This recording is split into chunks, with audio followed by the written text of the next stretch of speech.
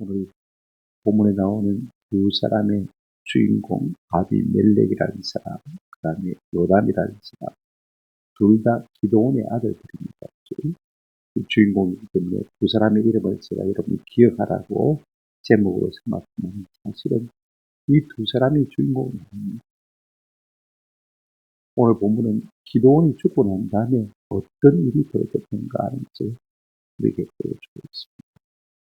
한때 하나님의 손에 들려서 영웅 대접을 받고 모든 이스라엘 백성들 앞에서 왕으로 추대를 받았던 이 기드온이 말년에 어떻게 살았으면 그의 모든 자식들이 70명이 그를 한꺼번에 죽임을 당하고 그 첩의 아들 아비멜렉마저도 죽임을 당하느냐.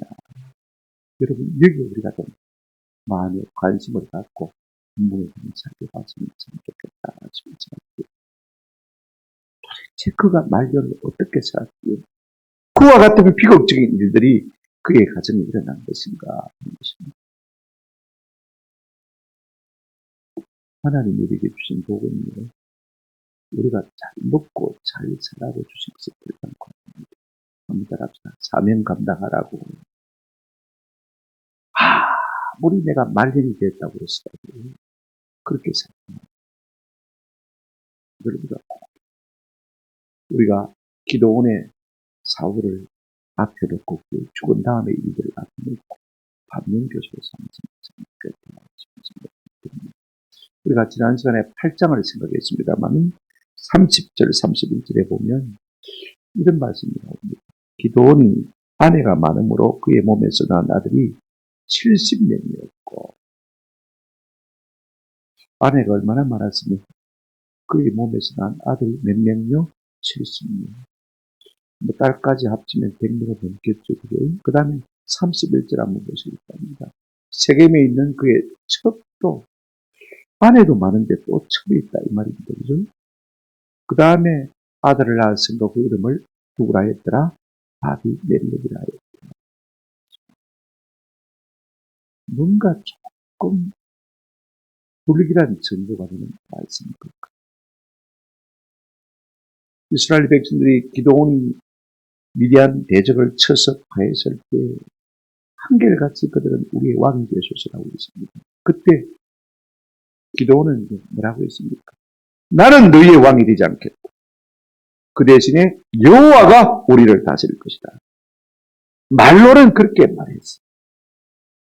그런데 우리가 사실 그의 이 말년의 행적을 살펴보면 말로는 그렇게 했지만은 사실은 왕으로 상승이라고 할 수 있어요.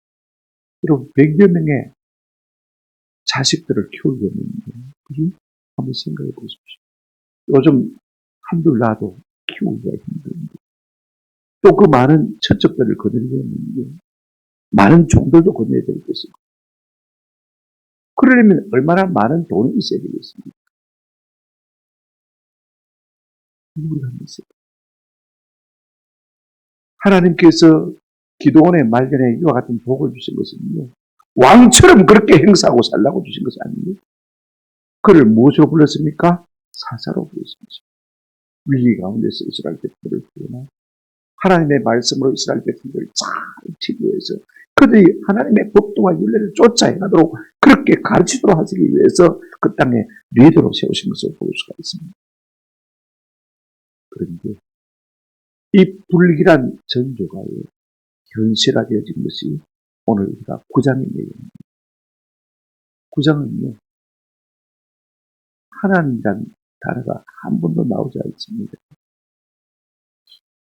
아비멜렉이 한 일과 요담이 한 설교, 그 다음에 그 결과들에 대해서 아주 길게 한 장을 하려고 있는데 그게 한 번도 하나님이라는 얘기 나오지 않는 것을 볼 수가 있습니다. 주제로 우리가 단위 제목을 정한다면 16절과 19절에 각각 한 번씩 나오는 나무들 합시다. 진실과 이 문제를 마음속에 키워드로 생각하시고 설교를 들으시면 도움이 되겠다 싶은 생각이 듭니다. 진실과 이게 참 중요해요. 기드온의 사후에 이스라엘 땅에 점점 진실과 의가 사라지는 것을 볼 수가 있습니다. 세상에도 없는 일들이 벌어지는 것을 볼 수가 있습니다. 세상에도 잘 없는 일들이 우리가 좀 이따 살펴보겠습니다만 그 이유가 무엇일까? 9장 전체를 우리가 눈을 닦고 봐도 하나님의 이름이란 이름이 한 번도 안 나오는 것을 보았어요. 이것이 우리에게 시사하는 바가 무엇일까? 저는 그렇게 생각합니다.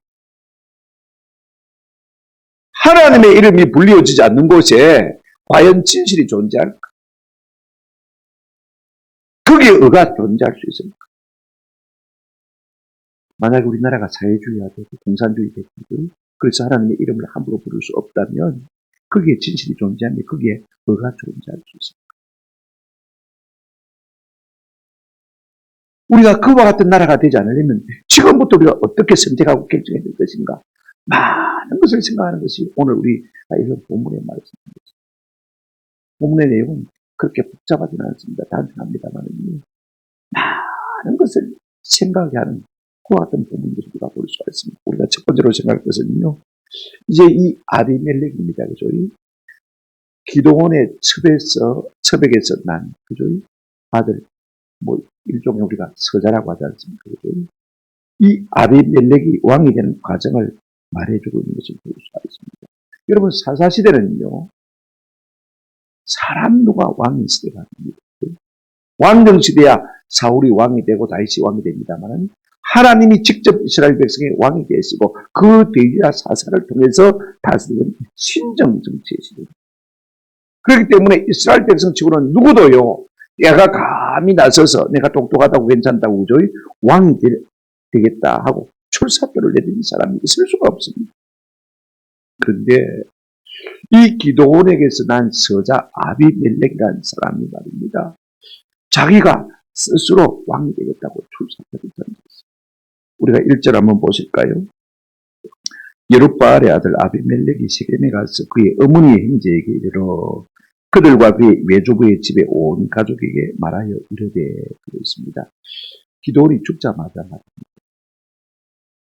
여러분 이 아비멜렉이 서자의 아들을 태어나서 본체의 아들들에게 얼마나 많은 서러움을 받았겠습니까? 이제는 아버지가 죽었으니까 내가 안 갚으면 할 수 있는 서로의기가 된 것 같아요. 그래서 지금 오브라와 세겜은요 굉장히 많이 떨어졌습니다. 거의 100km 정도 떨어진 것인데 거기까지 가서 자기 외가에 가서 외가 사람들을 선동한 것을 볼 수가 있습니다. 뭐라고 선동합니까? 2절에 이렇게 말합니다. 청하노니 너희는 세겜 사람 모든 사람이 귀에 말하라. 외가집 식구들에게 자꾸 들려드리는 거예요. 자꾸 노공비처럼 되풀이해서 이야기하고 또 이야기하는 겁니다. 그러니까 외가 사람들이 선동이 돼가지고 설득이 돼가지고 또 이제 세겜 사람들에게 자꾸 이야기를 하는 거예요. 뭐라고 이야기합니까? 여룻바알의 아들 70명이 다 너희를 다스리니까 한 사람이 너희를 다스리니 어느 것이 너희에게 나으냐? 또 나는 너희와 골육임을 말아 기억하라. 참 옛날이나 지금이나 똑같습니다. 70명이 다스린 게 나으냐? 아니면 너하고 같은 동족인 내 한 명이 다스린 게 나으냐? 여러분 우리가 꼭 기억해야 될 것이 있습니다. 해결되지 않은 상처에는 꼭 깎아내린 작동입니다. 쉽게 말하면 썩뿌리가 있는 사람은요.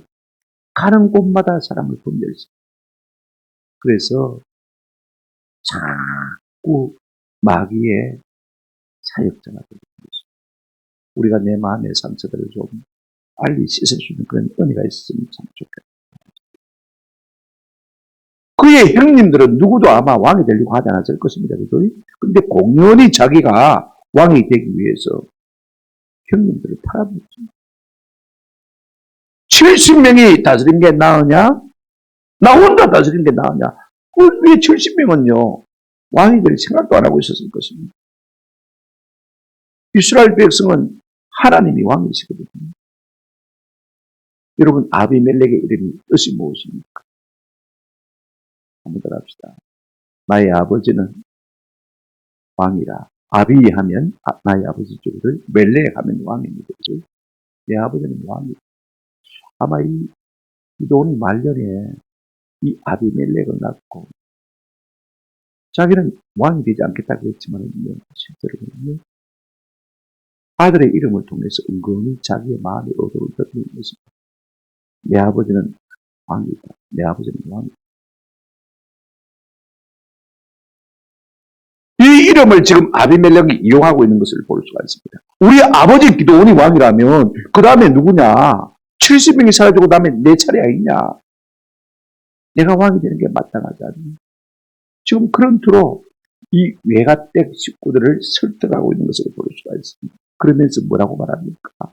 우리는 한 골격이다. 깨중에 깨라고 말입니다. 이 말을 누가 제일 먼저 했죠? 아담이 하와를 보고 제일 먼저 한 것입니다. 무슨 말이냐면요. 우리가 남이가 하는 말입니다. 정치판에 가장 많이 나도는 것이죠. 정치철만 되면요. 학연, 지원, 혈연, 온갖 것들이 난무하면서 우리가 남이가 그럽니다. 여러분 여기에 말려들지 않는 은혜가 있으면 참 좋겠다 싶습니다. 생각이 듭니다. 우리가 무슨 선택을 했든 나중에 나오겠습니다만요. 그 선택에 대한 책임을 우리가 져야 됩니다. 우리가 투표해도 그 선택에 대한 책임을 하나님이 반드시 묻습니다. 아멘. 우리가 하나님의 진실과 공의가 뭐냐 거기에 관심을 가져야죠. 사람 누구의 말에 설득돼서는 절대로 안 됩니다. 그랬더니 세겜 사람들의 반응이 어떻습니까? 3절 보십시오. 그의 어머니의 형제들이 그를 위하여 이 모든 말을 세겜의 모든 사람들의 귀에 말하며 그들이 마음이 아비멜렉에로 기울어서 이러기를 그는 우리의 형제라. 외가댁 식구들이요 설득이 당해가지고 또 다른 세겜 사람들을 설득합니다. 그랬더니 그래 맞다. 우리가 남이가 우리가 형제아이가 그런 반응이 나오기 시작했습니다. 그러면서 어떻게 행동합니까? 4절 한번 보시기 바랍니다. 바알버리 신전에서 은 70개를 꺼내어 그에게 주며 아비멜렉이 그것으로 방탕하고 빈박한 사람들을 사서 자기들을 따르게 하고 그랬습니다. 여러분, 무엇 때문에 은 70개를 주었을까? 죽여야 될 자기 누굽니까? 기도원의 남은 70아들들 그러니까 이것 가지고 우리가 적당하게 처리해야 말인 것입니다. 여러분, 정치판에 감초처럼 끼는 게 뭐냐면요. 비자금하고, 그죠? 자, 돈줄하고 깡패들입니다. 그래가지고 그 돈을 가지고 어떻게 합니까? 그것으로 방탕하고 경박한 사람들을 사서 자기를 따르게 하고 유효상입니다. 지금이나 예나 정치판에는요, 이 비자금, 그죠? 금은도 우상에도 그 다음에 깡패들이 항상 동원된 것을 볼 수가 있습니다. 돈과 폭력, 정치판에 변할 수가 없는 감추가 된 것이죠. 그래서 어떻게 합니까? 5절 한번 보시기 바랍니다. 오브라 있는 그의 아버지의 집으로 가서 세겜에서 이제 깡패 70명을 샀을 것입니다. 왜 70세겔이니까 말입니다. 한 사람 앞에 은 1세겔씩 주고, 그죠? 야, 우리 형제들 70명, 하나의 앞에 한 명씩 처리해라. 아마 그렇게 했을 것 같아요. 본문은 이렇게 없지만 짐작컨대 하필이면 은 70세겔이니까 말입니다. 책임져야 한 명 준다. 은 1세겔 준다. 그래가지고는 70명이 몰려가서 그의 형제들을 다 끄지 모아서는요. 한 바위 위에서 다 죽였어요. 자, 보실까요? 여룹바알의 아들 곧 자기 형제 70명을 한 바위 위에서 죽었으되 다만 여룹바알의 막내 아들 요담은 스스로 숨었으므로 남으니라. 그러니까 0.1%는 1%는 실패한 것입니다. 한 명은 다 하나님께서 그를 남겨주려고 아무 이유가 있겠죠. 그죠? 한 명은 후사일생으로 도망해서 살아가는 것을 볼 수가 있어요. 그리고는 어떻게 했습니까? 자기가 뜻한 바대로 6절 한번 같이 읽겠습니다. 진짜. 세겜의 모든 사람과 밀로 모든 족속이 모여서 세겜에 있는 상수리나무 기둥 곁에서 아비멜렉을 왕으로 삼는다.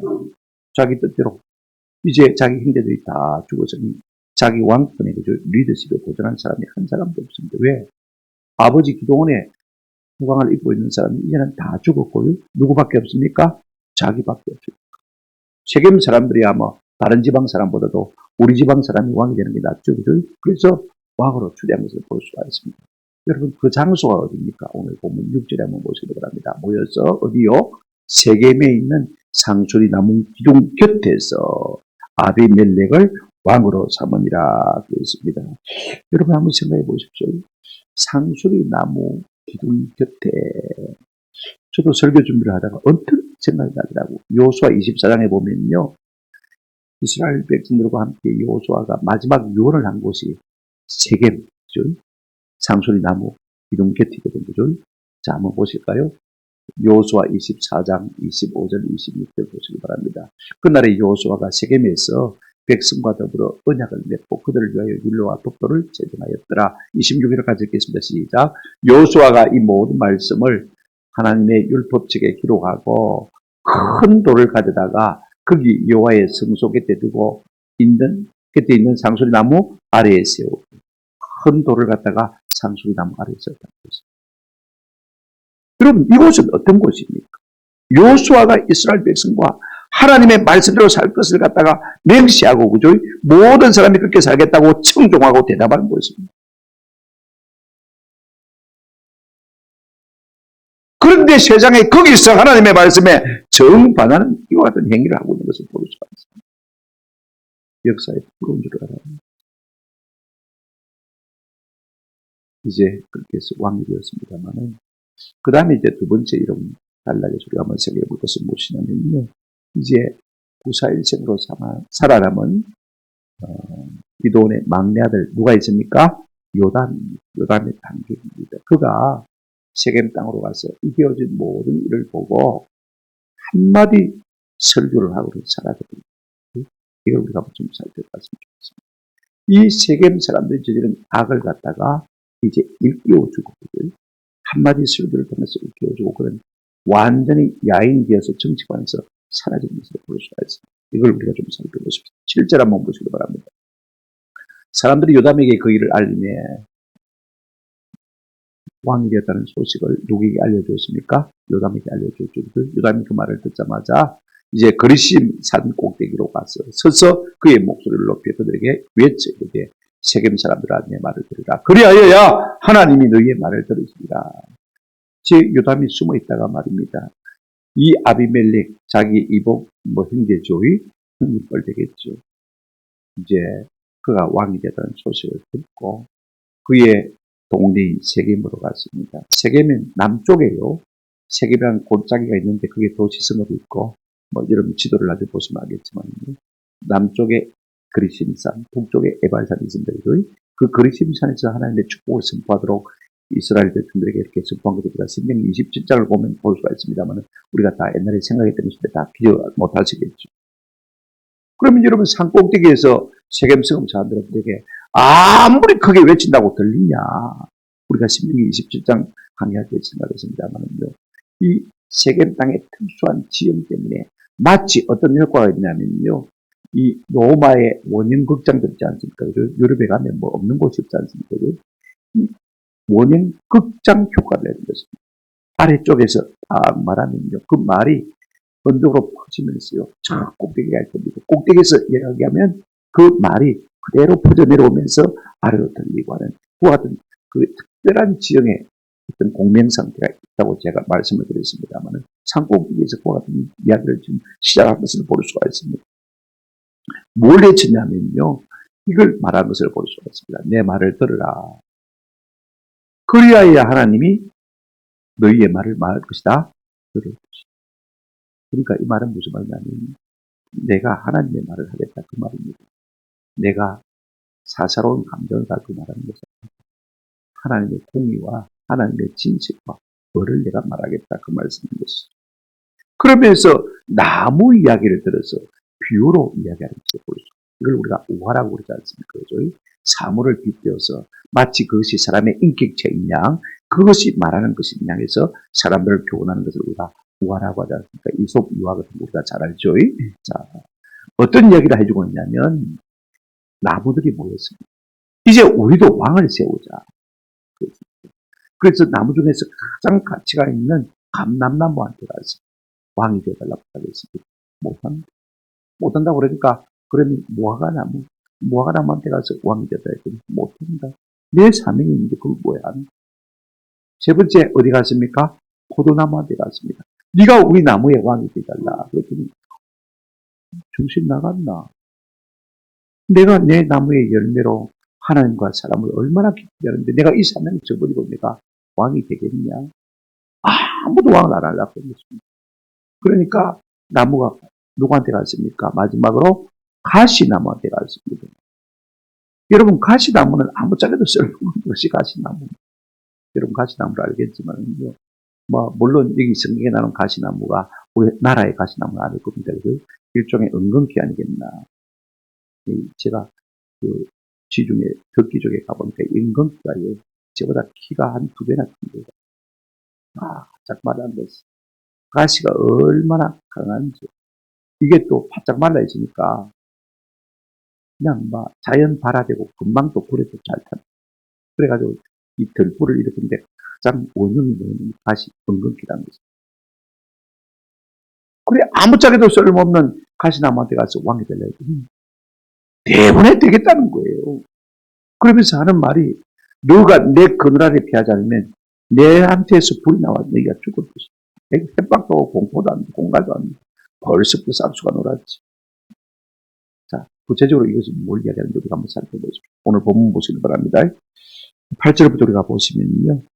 이제 이 나무들이 가서 어느 나무에게 왕이 되려고 합니까? 8절. 하루에 나무들이 나가서 기름을 부어 자신들 위해 왕을 삼으려 하여 감람나무에게 이르되, 감람나무는 올리브나무입니다. 여러분 올리브나무 잘 알지 않습니까? 우리 위에 왕이 되라. 얼마나 영광스럽습니까? 그죠? 감람나무가 가치가 얼마나 필요한지. 아무리 나무 가치도 한 7년 지나고 난다면은요, 올리브 열매를 맺는데, 이게요, 작은 나무에도 한 반 돈 정도 나온다고. 이 지중해 연안 국가들은 이 올리브 갖고 먹고 살지 않습니까? 9절에 이렇게 답하고 있습니다. 감람나무가 그들에게 이르되, 내게 있는 나의 기름은 하나님과 사람을 뭐하게 하느니? 영화롭게 하느니. 내가 어찌 그것을 버리고 가서 나무들 위에 줄되리. 내가 내 사명이 있는데, 내가 하나님과 사람을 영화롭게 하는 이 사명이 있는데, 이 사명 버리고 내가 무엇 때문에 가서 왕이 되겠냐? 한마디로 거절했어요. 그랬더니 여러분 또 두 번째 어떻게 합니까? 그들이 무화과 나무에게 가서 왕이 되었다고 합니다. 나무들이 10절에 보면 무화과 나무에게 이르되 너는 와서 우리 위에 뭐가 되라? 왕이 되라. 여러분 무화과 나무는요, 잎도 넓고 이스라엘 사람들에게 가장 많은 것이 무화과 나무입니다. 우리 여기 근방에는 무화과 나무가 열매가 참 적어요. 그죠? 제가 전라도 우리 목포 사랑의 교회 세미나 가서 보니까 간식으로 테이블 위에 시간 딱 1시간 맞추고 나면 올려놨는데 무화과 하나가 얼마나 큰지 딱 2개 먹으면 밥을 못 먹을 정도 배가 아픈데 얼마나 달고 맛있는지 세상에 대한민국에 이런 무화과가 있나 싶을 정도로 그 근방에 농장에 있어서 농사를 짓는다 그 인근에서 그렇게 해서 간식을 들고 가는데 제가 그때 무화과 먹어볼 때 놀랐어요. 더운 지방이기 때문에 여름에는 잎사귀가 넓지가 얼마나 좋습니까? 그러니까 거기서 편하게 쉴 수도 있고.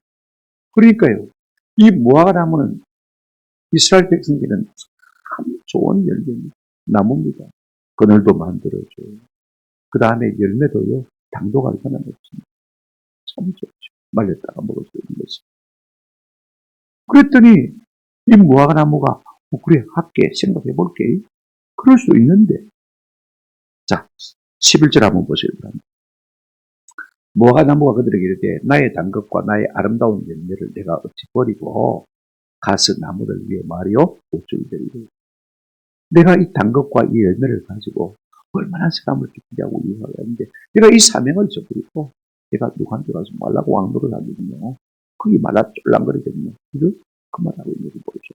안 한다 하니까 할 수 없죠. 그죠? 세 번째 들어갔습니까?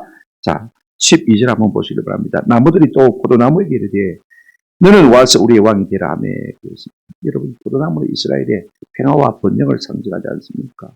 포도 열매는요 한번 생각해 보십시오. 그냥 그대로 먹기도 하고 그죠? 말려서 금포도로 만들기도 하고 그 다음에 또 술을 만들기도 합니다. 사시사철요 얼마나 즐길 수 있는 것이 포도나무인지 모릅니다. 음식이나 빵에 넣어서 먹기도 하고 저는 금포도가 참 좋다. 달짝하게 됩니다. 그래 왕이 되어달라고 하니까 13절에 뭐라고 합니까? 포도나무가 그들에게 이르되 하나님과 사람을 기쁘게 하는 내 포도주를 내가 어찌 들고 가서 나무들 위에 알롱되게 되냐 말입니다. 그 하찮게 내 사명이 우선 내 사명이 중요한 것입니다. 하나님이 내게 준 사명을 따라 내가 사는 것이 최고지. 뭐 거기 뭐 군림하는 그거 그 아니다. 아무도 왕이 안 된다 그러거든요. 그러니까 나무들이 가서 할 수 없이 둔 것이 악수를 둔 것을 볼 수가 있습니다. 성경 보실까요? 근데 여러분 이 세 나무가요 다 공통적으로 쓴 말이 하나 있습니다. 뭐죠? 우쭐 대리요. 우쭐 대리요. 이 단어가 참 재미있어요. 우쭐 대리요. 여러분 왕이 되는 것을 갖다가 좋게 봅니까? 나쁘게 봅니까? 별로 안 좋게 보죠. 왜? 하찮게 보는 거죠. 왕이 되는 것을 갖다가 우쭐댄다라고 표현하고 있는 것을 볼 수가 있습니다. 사람들이 높은 지에 올라가는 다 우쭐거리는 것 같아요.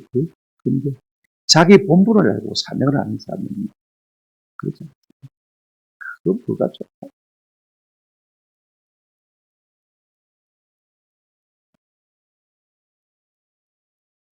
우쭐댄다는 이 원인 단어는 둘이 방황한다는 말. 사람이 지 목적을 알지 못하고 사명을 알지 못하는 게 우쭐을 볼 수밖에 없는 거죠. 그래 이제 나무들이 가서 가시나무에게 갔습니다. 14절 한번 보시기 바랍니다.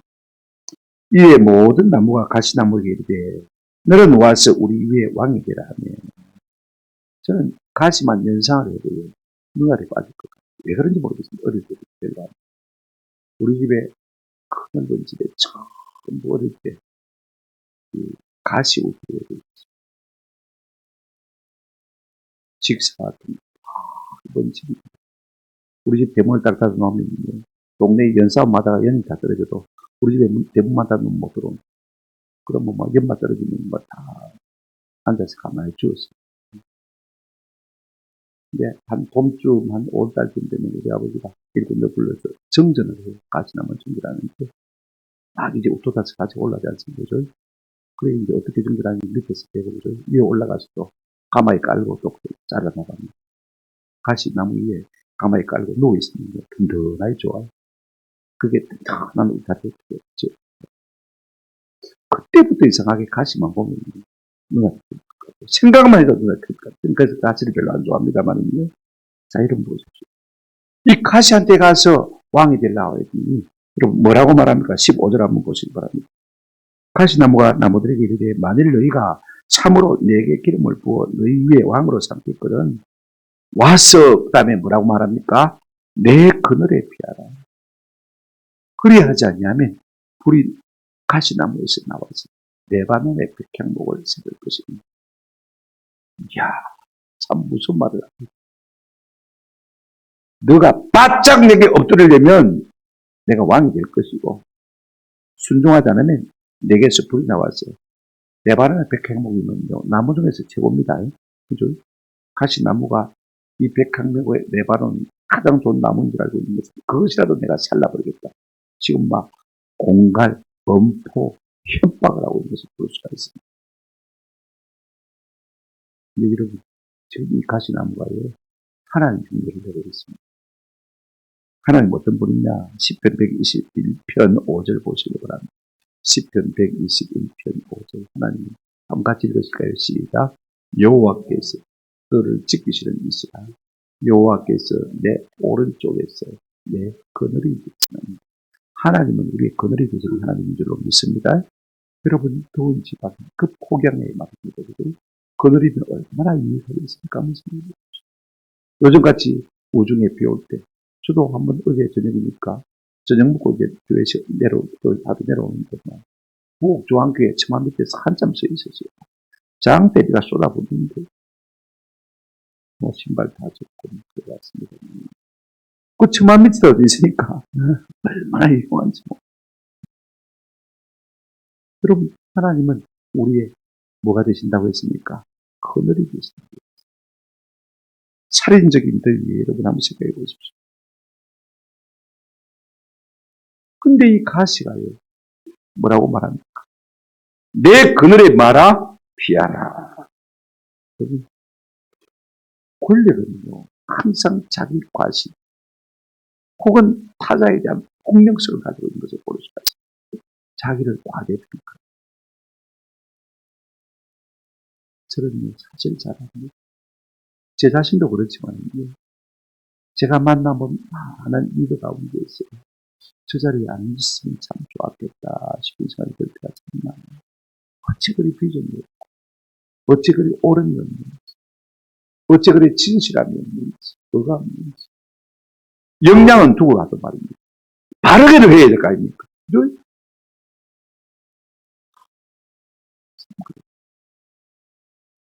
그런 것이 없는 사람이 그런 자리에 올라가려고 해요.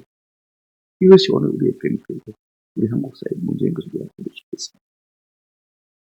여러분, 깜냥이 안 되는 사람이 내가 그늘이 되겠다고 말하고 있습니다. 자기가 하나님 능력인 것을 보여줍니다. 분수를 모르는 것입니다. 그러면서 언어의 폭력을 서슴없이 저지릅니다. 내 그늘에 피하지 않으면 내 속에서 불이 나와서 내 발언에 백평목과 다 살려버립니다.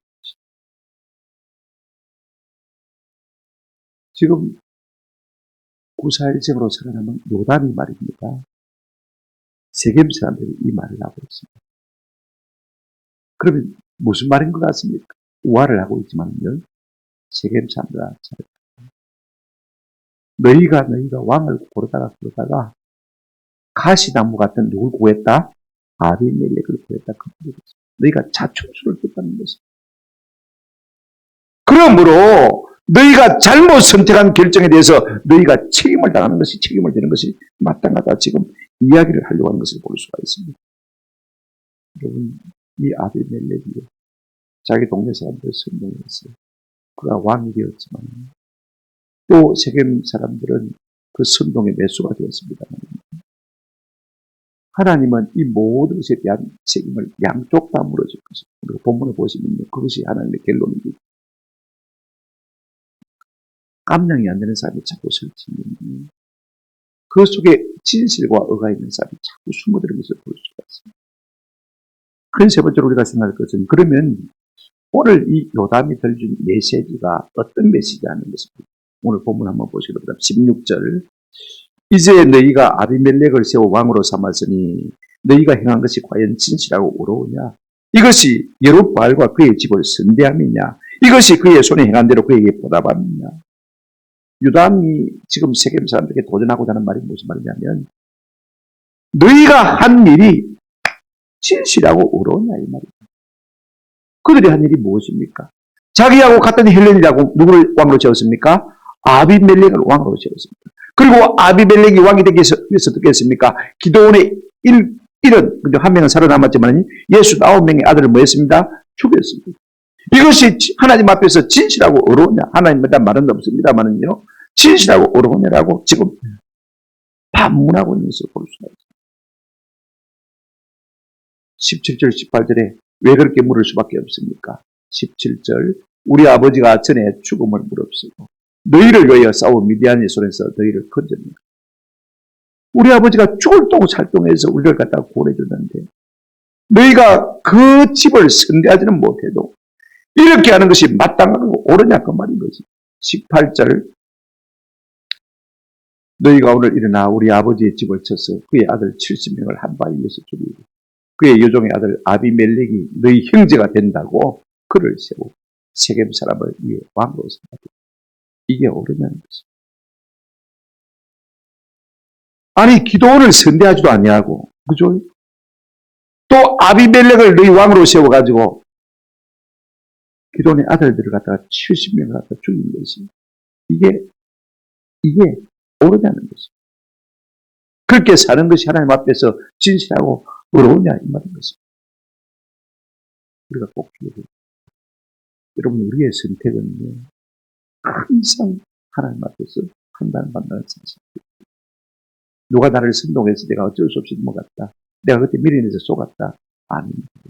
반드시 우리는 그 일로 말미암아 심판을 받게 됩니다. 그 일이 진실하고 어렵지 못하다면요, 그 일로 말미암아 반드시 심판을 받을 것입니다. 이거 우리가 알았습니다. 만약에 우리나라가 사회주의화 된다면요, 우리가 잘못 투표한 데 대한 하나님의 책임, 맞습니까? 이거 여러분 꼭 기억하세요.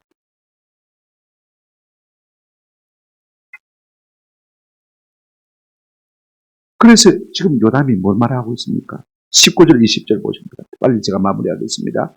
만일 너희가 오늘 여룻바알과 그 집을 대접한 것이 진실하고 의로운 일이면 너희가 아비멜렉으로 말미암아 기뻐할 것이요 아비멜렉도 너희로 말미암아 기뻐할 것이다. 너희가 옳은 일을 했다면 쌍방간에 서로 기쁠 것이다. 그죠? 근데 여러분 그 다음 절이 참 중요합니다. 20절 같이 읽겠습니다. 시작. 그렇지 아니하면 아비멜렉에서 불이 나와 세겜 사람과 밀로 사람을 살할 것이요 세겜 사람들과 밀로 집에서도 불이 나와 아비멜렉을 살할 것입니다. 너희가 한 일이 옳지 않고 하나님의 진실과 하나님의 의로움에 합당하지 않다면 아비멜렉에서도 불이 나와서 너희를 살할 것이고 또 그들 가운데 또 불이 나와서 누구를 살할 것이다? 아비멜렉을 살할 것이다. 야, 무슨 말이야. 대충 우화를 시작해가지고 뭐 별것 아닌 것 같은 이야기를 시작하던 말입니다. 야, 무지개 마무리 짓는 것을 볼 수가 있습니다. 저걸 예언적 주라 그렇게 말할 수가 있을 것 같아요. 여러분 한번 따라하십시다. 악한 연대는 반드시 깨어집니다. 불의한 타협은요 반드시 깨어집니다. 아멘. 하나님 그렇게 심판하시는 말입니다. 이러기가 있습니다.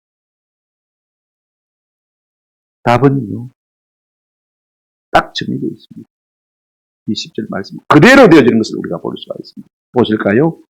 다음에 읽겠습니다만 22절, 23절 아비멜렉이 이스라엘을 다스린 지 3년에 하나님이 아비멜렉과 세겜들 사람들 사이에서 뭘 보내어요? 악한 영을 보내시며 세겜 사람들이 아비멜렉을 뭐하였으니 배반하였어요. 악한 영을 보내셔서 서로 간에 뭐하게 했습니까? 배반하게 했습니다. 이것들이 배반해 그러니까 아비멜렉이 그들을 또 죽이려고 합니다. 그죠? 또 죽이려고 끝까지 달려가다가 나중에 대베스성에 가서 이제 막 보혈을 해놓고 있는데 성벽 가까이 다가가서 한 여인이 맷돌 밑장을 딱 돌려가지고 말입니다. 사정없이 내리쳤는데 하필이면 이 아비멜렉의 골을 탁 깨뜨리고 있어요. 결국은요 세겜에서 아비멜렉에서 불이 나와서 세겜 사람들을 불사르고 그죠? 그 사람들에서 불이 나와서 아비멜렉을 불사른 것을 볼 수가 있습니다. 9장 57절 한번 보시기 바랍니다. 같이 읽겠습니다. 9장 57절 다 같이 시작. 또 세겜 사람들의 모든 악행을 하나님이 그들의 머리에 갚으셨으니 여룻바알의 아들 요담의 저주가 그들에게 응하니라. 하나님이 잘못 선택하고 야합하고 규합한 이 모든 일에 대해서 반드시 그들의 책임을 물어서 세겜 사람들도 많게 하시고 아비멜렉도 여러분 맷돌 밑짝에 머리를 맞아. 그것도 한 여인이 된지 그죠? 얼마나 불행해서 그렇습니까? 오늘 이 날선 요담의 한마디는요 우리에게 큰 울림을 주는 것으로 볼 수가 있습니다. 그가 무슨 정치적인 야망에 있어서 그런 것을 결단도 아닙니다. 성경 보실까요? 21절 같이 읽겠습니다. 본문 21절 다 같이 시작. 요담이 그의 형제 아비멜렉 앞에서 도망하여 피해서 부엘로 가서 거기에 거주하니라 했습니다. 정치적인 야망이 있다면요 아비멜렉을 파고 자기가 왕이 되는 게 마땅하겠죠. 그죠? 그런데 그가 이 말을 해놓고는 도망쳤습니다. 36개 출애굽을 나왔습니다. 이게 도망했다는 말은요 요셉이 그 누굽니까? 보디발의 아내의 유혹을 뿌리치고 도망간 것과 똑같은 단어를 쓰고 있는 것을 볼 수가 있습니다. 나는 그 길은 발을 담그지 않겠다. 그리고 야인이 되었습니다. 이후로 요담의 이름이 한 번도 성경에 안 나옵니다. 은둔심을 하는 것을 볼 수가 있습니다. 여러분 요담의 이름이 뭐냐면요. 여호와는 어려우시다. 요탐이란 말은 아까 어려우시다. 그죠? 진실과 공의할 때, 그죠? 진실하면 에메트, 그 다음에 담임하면 공의. 지금 그가 가장 중요하게 생각하는 것은 하나님의 공의. 하나님의 공의를 드러내고자 이 말을 한 것을 볼 수가 있습니다. 말씀을 냈습니다. 제가 서론에 그런 말씀드렸죠. 왜 그렇게 한때 하나님 앞에 아름답게 들려 쓰임을 받았던 기도원의 아들들이 이렇게 비참하게 비극적인 생애로 끝나고 마느냐. 저는 관심이 여기 있습니다. 왜냐하면 나이가 들면요. 내비가 잘 되는 것보다도, 그죠? 그렇지 않습니까? 누구나가 다 자살 손상이 잘 됐으면 하는 것이 다 필요고 꿈입니다. 그런데 결국은요, 이 씨를 누가 심는 것입니다. 내가 바란다고 그렇게 되는 것이 아닙니다. 아시겠죠? 내가 씨를 뿌리는 것입니다. 결국은 자식들은요, 내가 씨를 뿌린 씨를 갖다가 거두고 있는 것입니다. 그들의 잘못이에요. 우리가 이제 남은 생이라도 어떻게 살아야 될 것인가요? 우리가 이 기도원 이야기를 통해 좀 도전을 받았으면 참 좋겠다 싶은 생각이 듭니다. 오늘 밤에 우리가 이왕에 나왔다니 이 기도원은 말로는 나는 왕이 되지 않고 여호와가 우리 왕이라고 그랬습니다만 그의 말로에 점점 왕처럼 산 것을 볼 수가 있습니다. 하나님이 우리에게 승리를 주시고 우리에게 영광을 주신 것은 한때만 그렇게 살라고 주신 것은 결단코 아닙니다. 그죠? 계속해서 그의 승리를 기도했습니다. 죽을 때까지 하나님 앞에 충성하다가 그렇게 살다가 그죠? 그 사명 감당하다가 내 앞에 오라고 하나님께서 그와 같은 부르심을 주실 것입니다. 그렇다면 이 기도원이 그렇게 살았다니 얼마나 좋습니까? 이 비극적인 불씨를 이렇게 지나갔습니다. 오히려 하나님의 축복을 받고 살았습니다. 저는 부탁을 드립니다. 하나님께서 주신 모든 물질을 우리가 우리 자신이 잘 먹고 잘 사는 것을 소비하지 않냐.